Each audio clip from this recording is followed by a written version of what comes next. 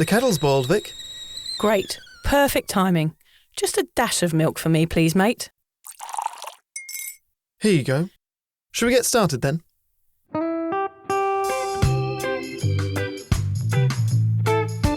Have you ever woken up on a Sunday morning and said, I'm never drinking again, and then found yourself waving $50 at a barman by happy hour?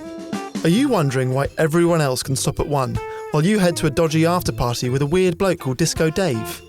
If so, it might be time to take a deeper look at your relationship with your reliable social crutch, alcohol. On each episode, we'll investigate our own dysfunctional dealings with booze and find out if it's possible to stop this deeply ingrained habit before things get too messy. Yep, we're going to open up a shame shed of humiliating drinking stories to help you understand why waking up from a booze coma each weekend with a kebab sticking out of your top pocket might actually be negatively impacting your health. Hamish and I are here to delve into what it's like being sober, an unwanted warts and all look into why giving up those cheeky pints or putting down those mummy wines will make you feel happier, help your anxiety and mental health, and turn you into the most sparkly, authentic version of you. Won't that mean I become boring though, Vic? Well, Hamish, we'll just have to wait and see. I'm Victoria Vanstone. I'm Hamish Adams-Cairns. And this is Sober Awkward.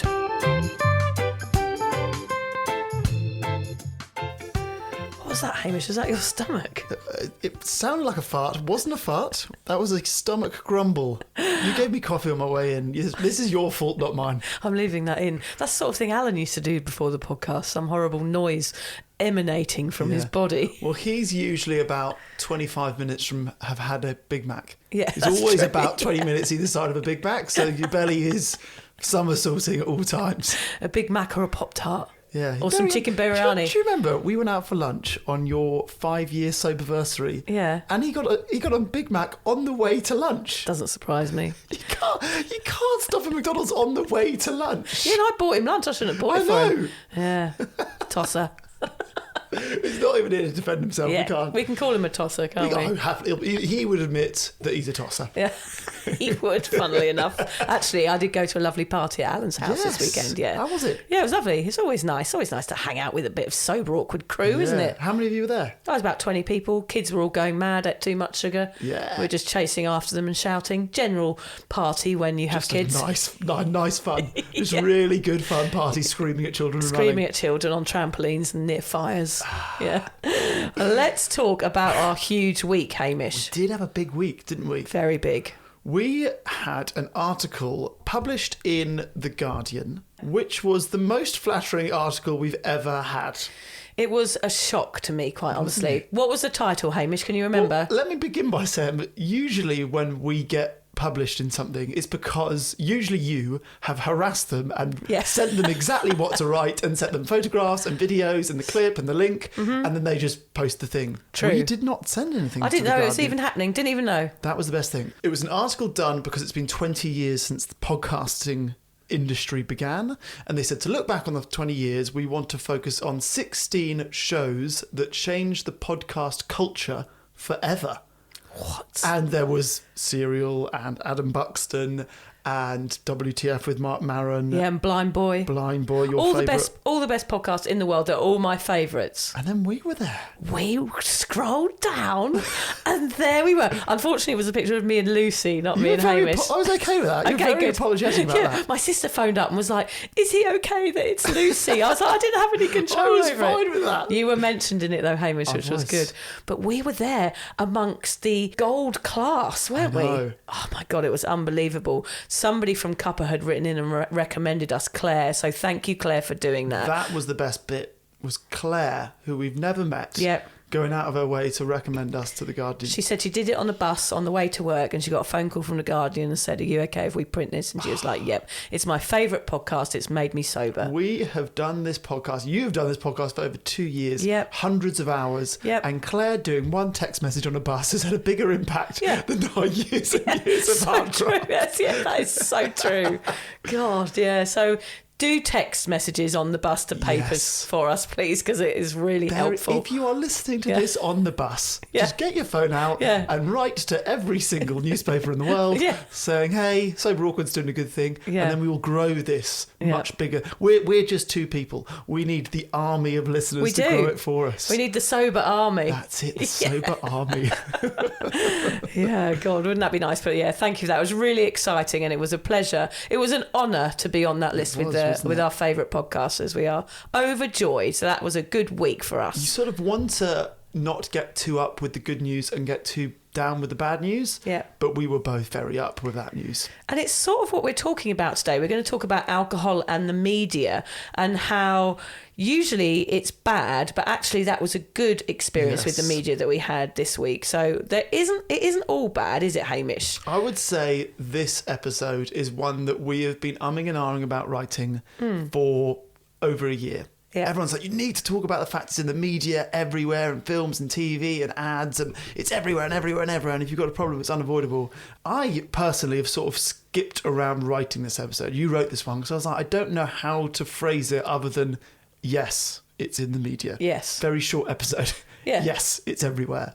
So I'm glad that you've taken it on. Okay, right. Well, you can judge it at the end and you have to tell me whether it was shit or not. But the reason I was thinking about this week, because I did a post on Cuppa, and I always try and talk positively, of course, about giving up drinking. And I was like, yeah, positive post. I'm so excited. I don't really think about booze anymore when I go out. Blah, blah, blah. You know, usual inspiring post, blah, blah, usual blah. Guru-ish inspiring bloody post that I try and sit and do every day, even though I'm in a mood. And then I went out for dinner, and of course, as Hamish said, booze was everywhere, lining the walls in shiny buckets, coming out of ice cold taps. It was very alluring. Oh. So I was forced to think about booze in that moment, even though I didn't want to. Mm-hmm. And for a brief moment, I felt a little bit deprived. And then I got home a bit relieved, like, oh God, I don't even need to think about alcohol again. It's being forced down my throat when I'm out. And then I switched on the TV. And there it was in like 5 programmes that I watched that night. And I was just like, oh God, I'm so fed up with this. I can't get away from it. So today we want to look at a certain type of trigger. The ones that leap out at you when you're least expecting them. The ones when you're tucked away in a cosy blanket with a warm cup of tea in your favourite corner of the couch, and then bam, booze. Yep, it seems whenever you turn on the TV, there's someone swilling a pint, necking shots, enjoying a bottle of red, or swishing ice in a tumbler of whisky. Be it Pat Butcher leant on the bar at the Old Vic, Homer Simpson downing a Duff Beer, Edina from Ab Fab holding a flute of Dom Perigean. It's so annoying. If it's not the show itself, it's in the adverts in between. People looking happy and relaxed while sucking on a stripy straw, smiling revellers dancing on the beach or sipping at a cocktail bar. It drives me mental.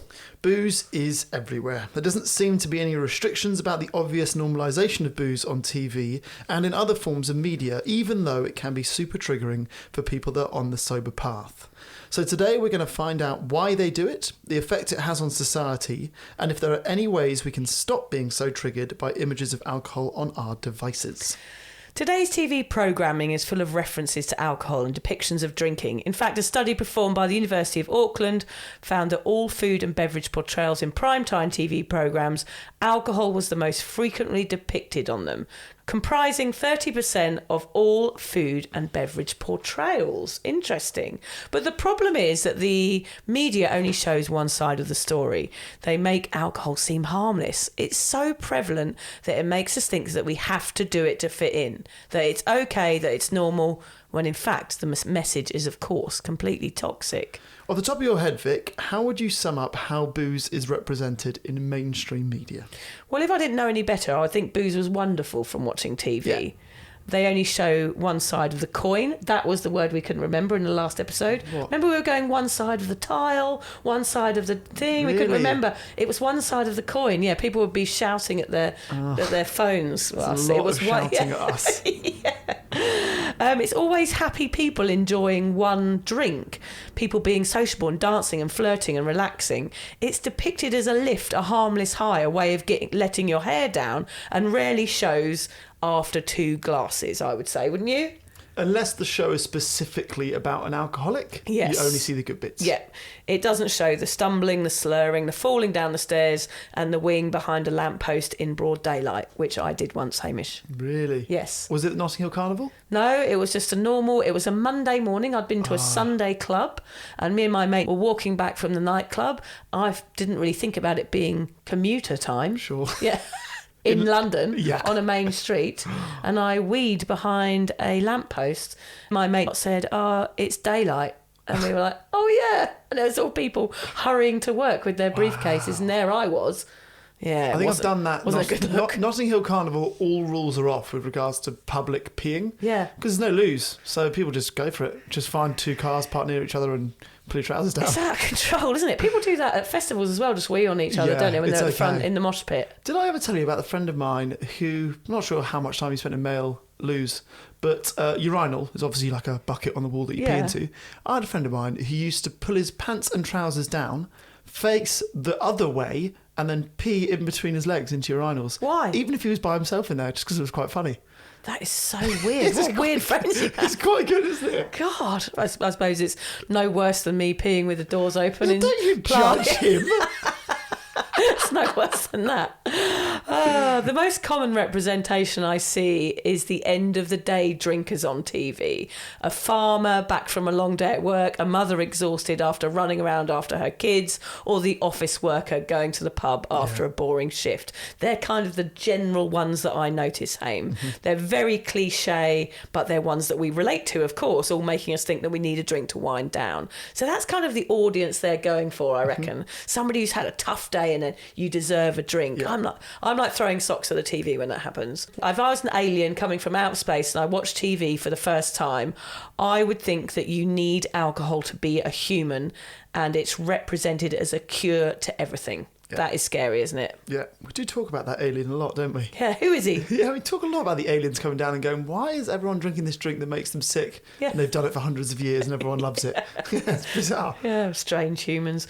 Do you think, Hamish, the reality of alcohol is ever shown on the mainstream? I don't think so. I think, like I said, only if the show is specifically about that. And even that is often the most extreme drinker. Yeah. So they'll show someone who's waking up and drinking alcohol and their life goes to shit. They end up in prison and everyone hates them. Yeah. They won't show the rest of the spectrum, which is almost everyone, Everyone who in the whole just world. drinks and has as many bad experiences as they do good, or probably slightly more bad experiences as they do good. Yeah. That is just not something that you can sell on TV as well. I can remember, funnily enough, the first poster that I ever remember owning was one of those old-fashioned ones that looked like sort of old school 60s cheesy man face with his thumbs up, and it said, beer, helping people get laid since 18. Oh, yeah. I had that poster long before I drank alcohol. Interesting. And yeah, I think that was like a cool poster to have before you start drinking. You'd be like, yeah, I've got a poster about beer because I'm Yeah. cool. If you type into Google quotes about alcohol, jokes like helping people get laid, that comes up all the time, or helping ugly people get laid. It's Yeah. not always things like that. I think alcohol on TV is holidays, parties, relaxing, and good times with friends. Totally. And camping, isn't it? Oh, It's yeah. always sunny. There's always music. They're always attractive and laughing and having a great time. And it's also sometimes depicted as being like sophisticated. Like you said, that after work drinks, it's like sexy, it's cool, it's a whiskey tumbler, it's a dimly lit bar, it's chatting up someone sitting opposite you. It's kind of what everyone else is doing. So I think now when I watch that, I almost felt like they're going, we're all doing it, why aren't you doing it? Yeah, it's clever. It's subliminal almost, isn't Do it? you think maybe the non-alcoholic drinks brands need to make sexy ads? Yeah, they do. It needs to be more... Non-alcohol needs to be more sexy. That's it. Yeah, maybe we could represent that We new culture. We can't Hamish. be the actors in I that could put a little outfit on. ad. You get your little nurse outfit on. Ooh. How to get the whole of Australia That's to it. switch off. I'll dress up as a pope. Naughty Pope. Oh, no. Oh, dear. So yeah, I always feel a bit disappointed when kids look up to, like these big idols and heroes, are drinking on TV. I worry that might have a bigger impact on them than they realise, particularly when they're very, very young. Yeah, and it's not just them drinking on the shows. I mean, these teen idols also own big alcohol companies, actually. So it's all over their Instagrams and everything. Some famous people have manufacturing brands, like David Beckham is sponsored by a whiskey brand, Rita Ora has a gin company, Dwayne Johnson has a tequila brand, there's Vera Wang vodka, Conor McGregor whiskey, Marilyn Manson absinthe, and the Foo Fighters have their own lager. The list goes on. That's wild. I had no idea. Okay, so we've got sport, music, film, every single sort of every media industry of cool people is covered and have their own alcohol. That must have an impact. The stars you idolise holding bottles of booze on Instagram, or rappers singing about whiskey in music videos, and pop stars glamorising hipster gins, it's poured down the throats of children before they've even reached legal drinking age. No surprise that we all start boozing around 13, 14 when we've been subliminally doing it since we switched on the box. Young people nowadays are completely overexposed to a lot of alcohol ads. In fact, over 40,000 ads per year on social media platforms like Instagram and Facebook alone. That's an issue because alcohol advertising has been linked to young people starting to drink at earlier ages and to binge drinking. These ads often link alcohol with good feelings, friendships and success. This can be dangerous for young people as they may not get the full picture about all the risks. Popular social media platforms like TikTok, Facebook, Snapchat and Instagram have provided alcohol companies with new, cheaper ways to promote alcohol to young people. Nearly all Australian teenagers, 90% in fact, also see regular online ads which provide easy access to buy alcohol through a Shop Now button, often without requiring an age check. Is that right? Yep. What? I know. This is important to recognise. It's not just us sober adults that are getting triggered or influenced by TV. Kids are too. They don't know it yet, but all of those ads and their favourite characters on TV shows drinking are nudging them to reach for a drink when times get tough, or just because it looks normal or cool. If my favourite YouTuber drinks, then what's wrong with it? That's the mindset. So how does seeing alcohol on TV make you feel, Vic? And you've mentioned some sock throwing. Yeah, I have a little pile of socks. Well, generally there's just socks around my house. In fact, probably if you scan the room, Hamish, right now, I bet you there's a sock somewhere. Is this your excuse? So you don't have an untidy house, you just have ammunition for TV throwing? There's just, I don't have a pile. There's just generally socks around. Yeah. So I throw them at the TV. It makes me angry, disappointed and slightly anxious when I see it on TV, just because I'm annoyed for everybody else. It doesn't trigger me because I'm so beyond that now. But it did in the beginning, and it used to piss me off. I'd just be like, oh God, here it is again. I'm trying to avoid this stuff and I can't. Also, when I see everyone doing it on TV, it does make me feel a little bit isolated. So I'm like, well, I can't do that anymore. So therefore, there's something wrong with me. Right. That's the general consensus with that, isn't it? It's like, well, there's something wrong with someone that doesn't drink because look at us, we're all doing it. And it does make you feel like that sore thumb again. I just want to enjoy a night in front of the telly without having to see it sometimes. And I must tell you briefly, Hamish, I went to the dentist this week, which you'd think the dentist would be a safe place, wouldn't you, when alcohol is concerned? Sure. I laid back, had some bit of work done. The telly above me, they had the food channel on, and it was a wine tasting thing. So I'm laying, I can't tell them to change it because I've got all shit in my mouth. Yeah. And there it is, just wine for an hour. People pouring wine, people sipping wine. I was almost like nudging the dentist going, can you fucking turn this off? This is annoying.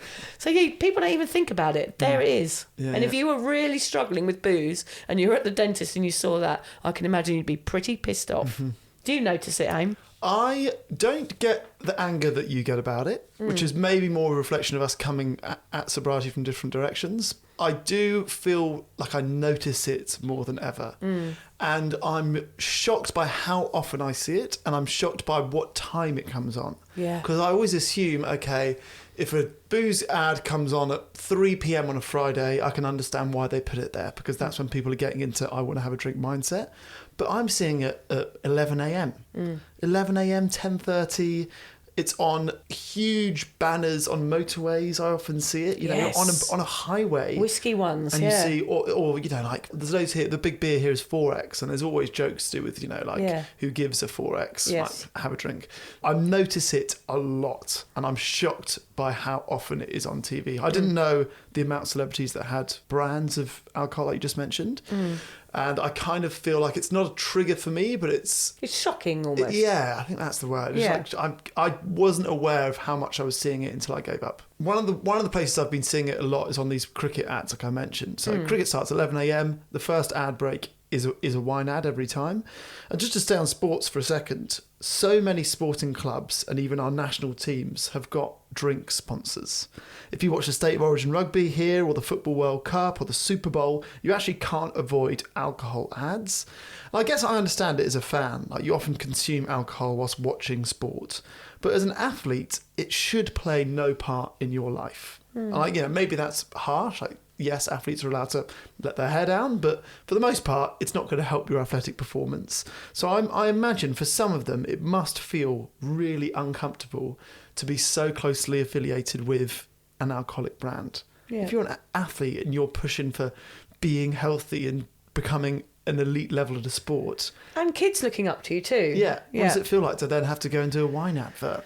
It's weird, isn't it? It's so weird. They don't run alongside each other, these two things, but yet there they are. So what shows or films or other media have you found to trigger you more than others?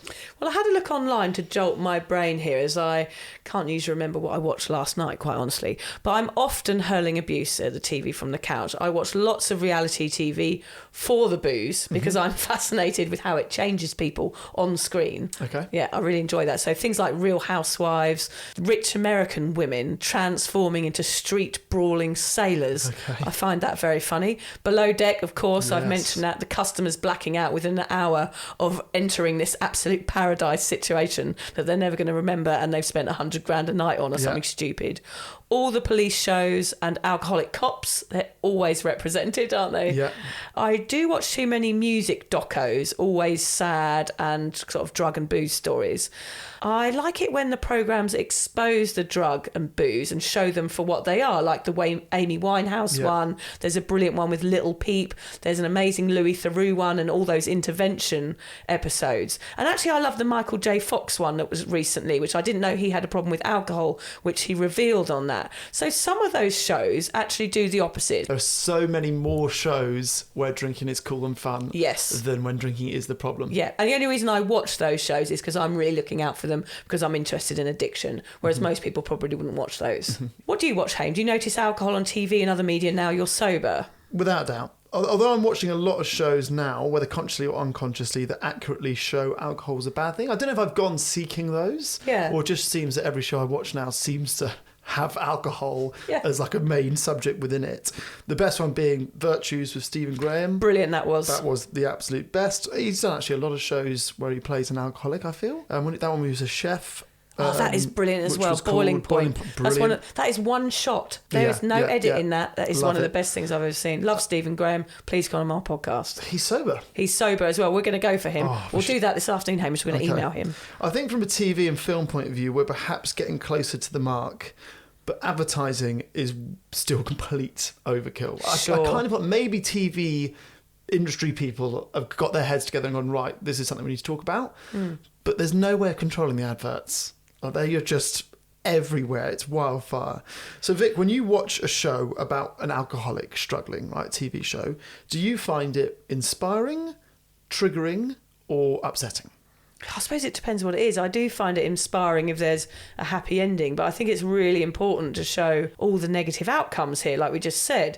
The media need to show the truth more, the downside, not homeless people around fires under bridges and, the classic forms, the cliche representations of alcoholism. They need to show families that are dealing with an alcoholic parent or partners trying to save their loved one's lives. They need to show the fight and rehab, but I guess it's just not what people want to see. But do you feel like it's only because of where you are in your sobriety that you want to see that show? Do you Perhaps. think, in the first week, say, if you were white-knuckling it, watching a show like Virtues or Boiling Point would be like a trigger, it'd be too close to the bone, you go, nah, this is going to drive me back, because it's just someone drinking and drinking and drinking, or being consumed in the thought of drinking over and over again. I think perhaps, Hamish, what we're saying here is this is going to change throughout your sobriety. Yeah. At the beginning, you're not going to want to watch anything about booze or any booze represented in any form. But as you go further along the line, a couple of years in, you might start to want to absorb something that is going to educate you about alcohol or show you what it used to be like and make you feel feel like how far you've come and things like that. So it really depends on the person watching, I think. Mm-hmm. Here's what the Cuppa community members say about alcohol in the media. So we asked them what shows it comes up the most in. That was the question. Was it? Okay. There were so many answers to this. A lot of answers. Yeah. Okay, so How I Met Your Mother, which is, I think, probably a third of that show is based in a pub. Right. Yellowstone, EastEnders, Mad Men, The Fall, most cop shows, like you said. Downton Abbey, I really think most... Period dramas. Most period dramas. Gogglebox, Sex and the City for sure. Mount Pleasant, The Secret Life of Us. Basically, there's a million answers, and I just told you about 10. There was a million, and all reality TV shows. Even The Simpsons, like you said. Even The Simpsons Simpsons. is a cartoon. Yeah. Drinking memes was the other one, popping up on Facebook and Insta feeds, the mummy wine culture, for example. That is media showing you that it's okay. Even if you're scrolling through there, it will affect you. A Cuppa member called David said that ads between shows that his kids are watching have got alcohol in them. Victoria S said it's not triggers. She feels it's jealousy. Why can't they stop at one? Why can't she stop at one? It makes her think that she can start drinking again, basically. Oh, okay. Why can these glamorous women on the TV do it and she can't? Mm-hmm. So it almost makes her consider moderation there. That's the issue, I guess. Another one in TV is there's always fantastically attractive people, isn't it? Yeah. You know, actually, if you have an issue with drinking, you're definitely not looking your best. You're not fitting into the dress that girl in Sex and the City is fitting into. You're not smiling and surfing like the cool guy on a camping trip in an ad is.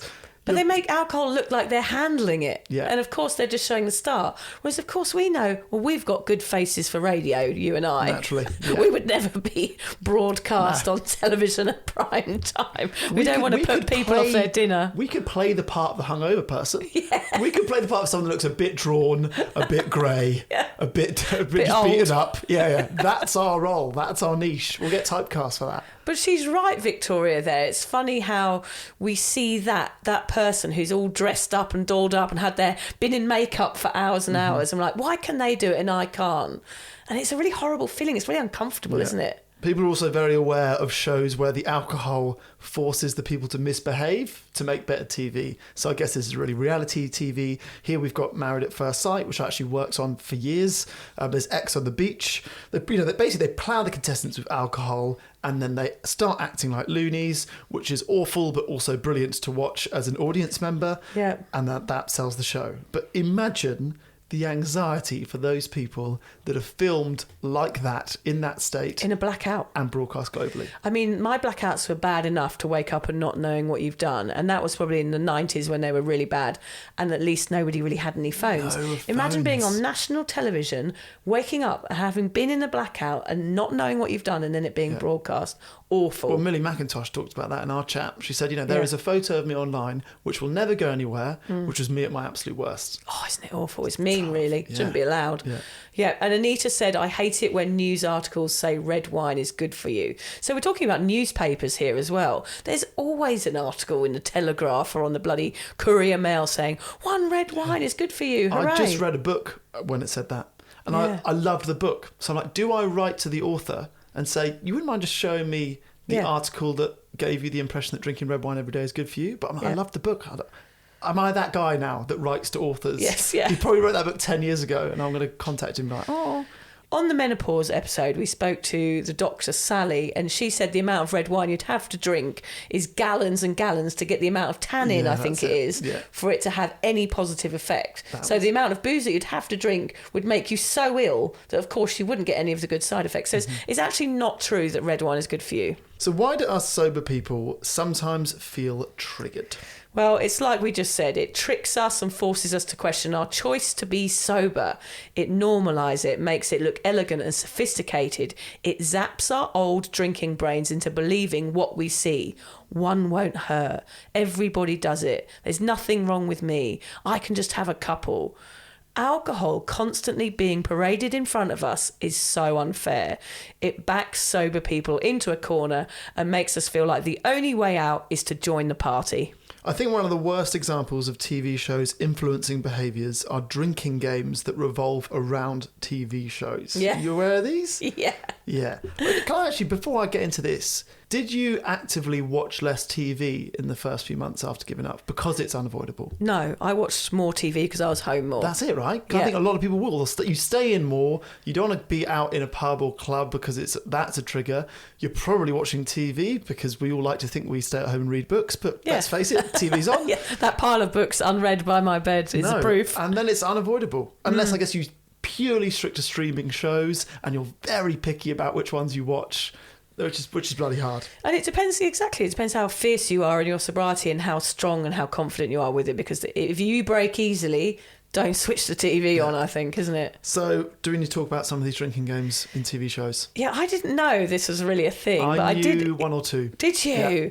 This is media sway to the extreme, so don't try any of these at home. What is it? Who invented these games? I don't know, some teenager probably. Some frat boy. It would be if this is an alcohol company inventing these games, and that is nuts. I reckon it's a frat It's boy. Weird people like us. Yeah, probably is. Okay, go on. It's probably my parents, actually. My parents are the sort of people that they would probably know a lot of drinking games. Should have asked them. Yeah, we should have asked them. It's very to get them on. not on brand for us to get your parents in and talk about great drinking games. It's not on brand at all. There's one to Friends, which you had to drink when Chandler was being sarcastic. Okay, So that would be like every other minute. Yeah. There's one on The Office when someone looks directly at the camera, you have to take a swig. There's even a drinking game for SpongeBob. What? Yes. Okay, that's bad. You must down everyone else's drinks when SpongeBob cries. That's pretty fucked up. I know, so isn't your that kid weird? is watching the show in front of you and you're drinking behind them. I don't know, that is so fucked up. And Game of Thrones, you have to drink when a character drinks. And then you have to down all your drinks when someone dies. And someone dies every constantly. 2 minutes. Yeah, there's never one person dying. It's usually like a complete slaughter. That's insane. The one that I knew of was there's a TV show in England called Gillette Soccer Saturday. Yeah. Which is basically on Saturdays, there's a few people in the studio and they're effectively watching every game of football at the same time and giving you updates. Oh, we're going to go to Nottingham. Okay, cool. And there's transcript at the bottom coming up, there's been a goal at this game, there's been a red card, and you have to drink if there's a goal, or you have to drink something if it's a yellow card, or drink something if it's a red card, and drink something if the presenter screams this word. What time is that programme on? All day Saturday afternoon, probably from 3 p.m. and most of the games kick off 3 p.m. till 5 or 6 p.m. So that would be some people's routine. Yeah. So if you're giving up alcohol and that is the routine that your mates have, that is going to be really hard, isn't it? Yeah. It's all these traditions combined, isn't it? Adults play these games. Like that is the sort of thing I would have played in my teenage years, maybe early 20s at uni. I don't know if people meet up in their 30s and do that. Well, write to us if you do. We'd like to know. So I guess the question is, why does all media glamorise alcohol use? Pretty boring, obvious answer. Money. Money, of course. So big alcohol companies advertise it and normalise it so that people think it's fun. And if you really want to dig into the nitty-gritty here, the truth is they're selling a huge lie. So some big dogs can make billions of bucks. Just 15 companies account for half the entire value of global alcohol sales. This is a stitch up.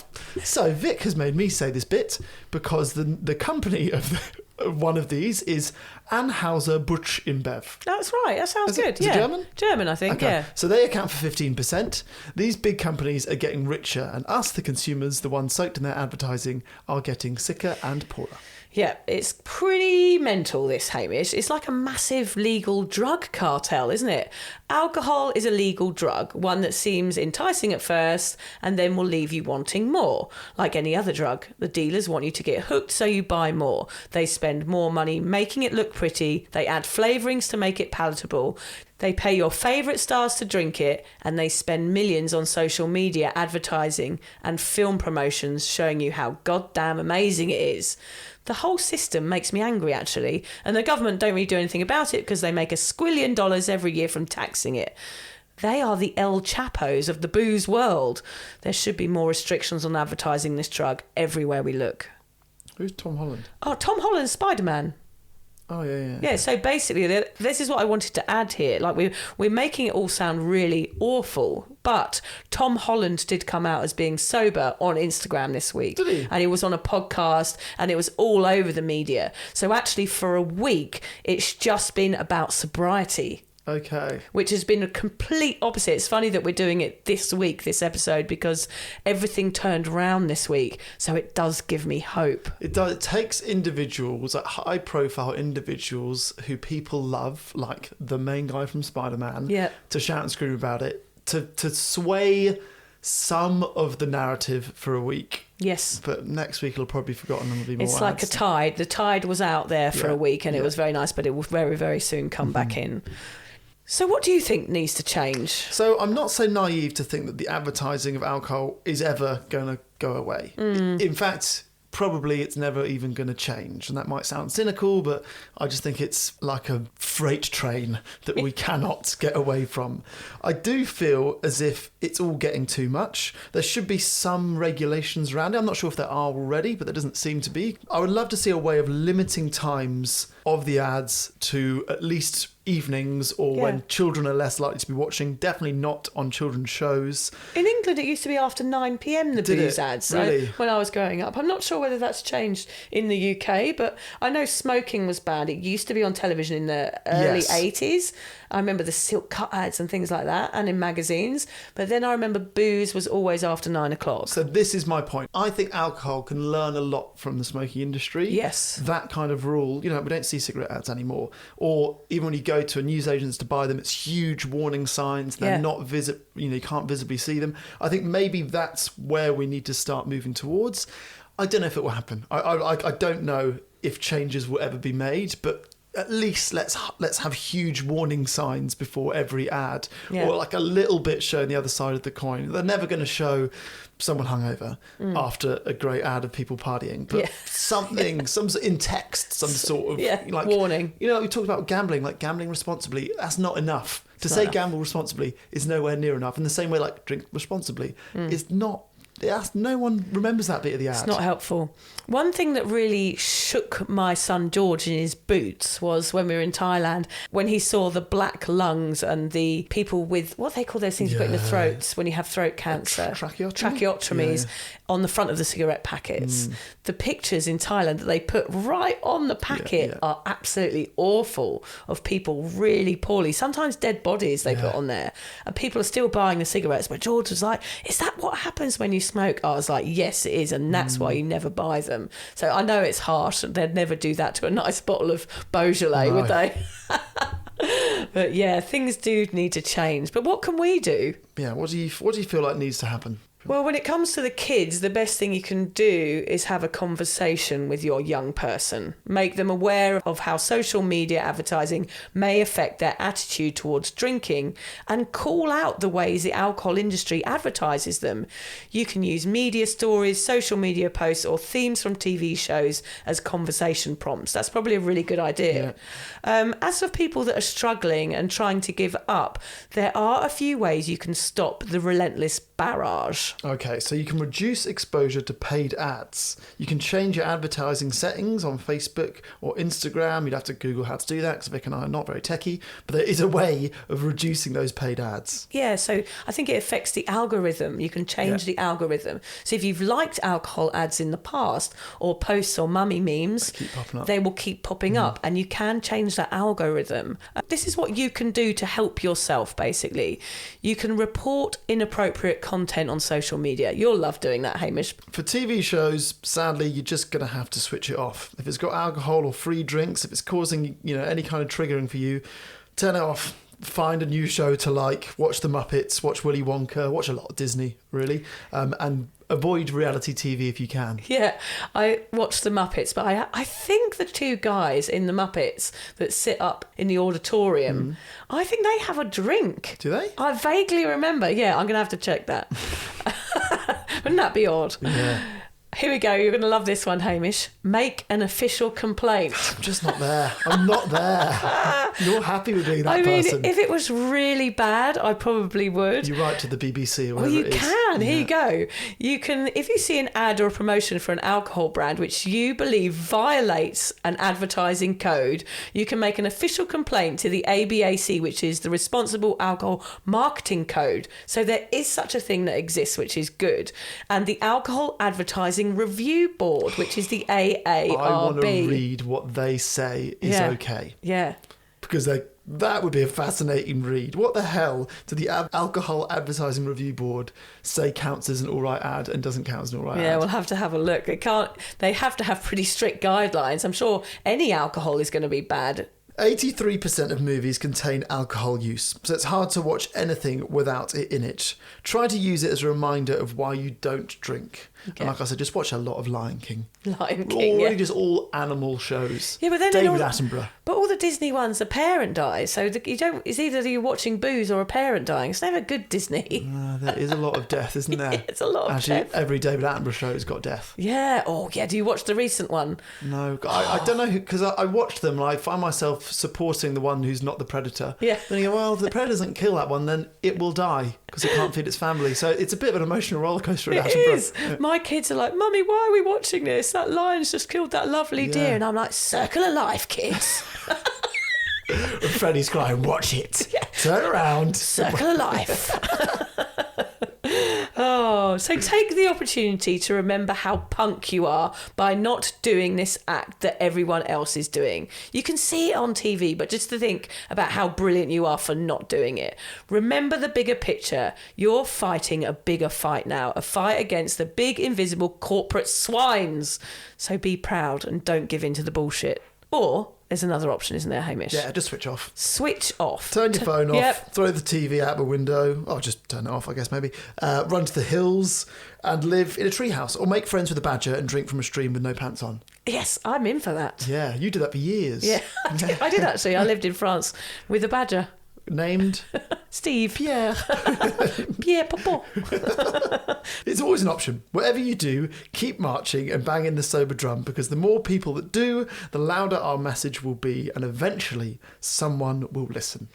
I think our message on this podcast is not always going to be stop watching TV, because when you don't go out that much to pubs anymore, a good crime series is a great way to chillax at home, and us sober people love a cosy couch time with a cup of tea and a cup of choppy bit. With a cup of tea and a cup of chocolate biscuits.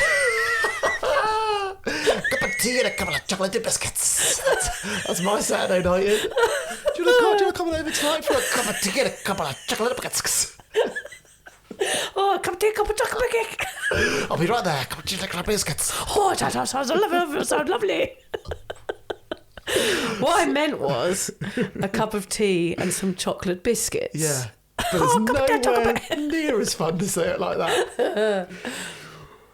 What was said is, when you see it, which you will, instead of being annoyed, just remember how bloody brilliant you are, that you no longer give in to the media normalisation. Give yourself a pat on the back and an extra lint ball and a chocolate biscuit. A chocolate biscuit. I was trying to look for a quote here. I was going for famous movie quotes because I thought that would be quite relevant. Yeah. But unsurprisingly, the only ones I could find were from big drinkers, film stars and actors that had booze issues. Okay. Rather than focus on ones that glorify drinking, let's instead try and take some words of warning from a very experienced drinker like Ernest Hemingway. Yes. I think we've done an Ernest Hemingway one before. Have we? I think so. Go on. Regularly quote this famous drunkard. Yeah. Okay, so he said, always do sober what you said you do drunk. That will teach you to keep your mouth shut. Oh, yeah, that's a good one. That is a good one. Yeah. The disappointing affirmation for this week is stop worrying about what other people think. I mean, have you met other people? They're awful. Yeah. I love that. Well, I read that. I was like, I feel like you could have written that one. Yeah, I could have done. You Yeah, have that's to true. read that. Yeah. What are you going to watch tonight, Hayne? What are you going off to do now? Lassie? Oh, yeah. Lassie, yeah. I mean, animal shows. And Lassie, there's no death in Lassie, is there? No, I think Lassie's pretty safe. Although Lassie was a massive pisshead, Hamish. Lassie was? Yeah. Yeah, he's always down the pub with his mates. With Rover. Mind you, how did the Lassie show end? Did Lassie die?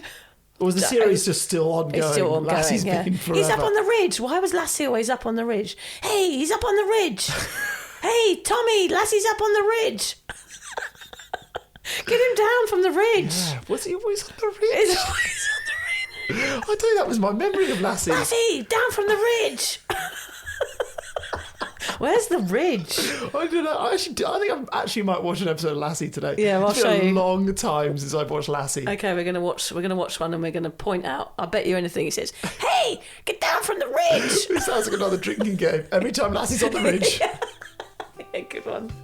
Oh, thanks for listening, everybody.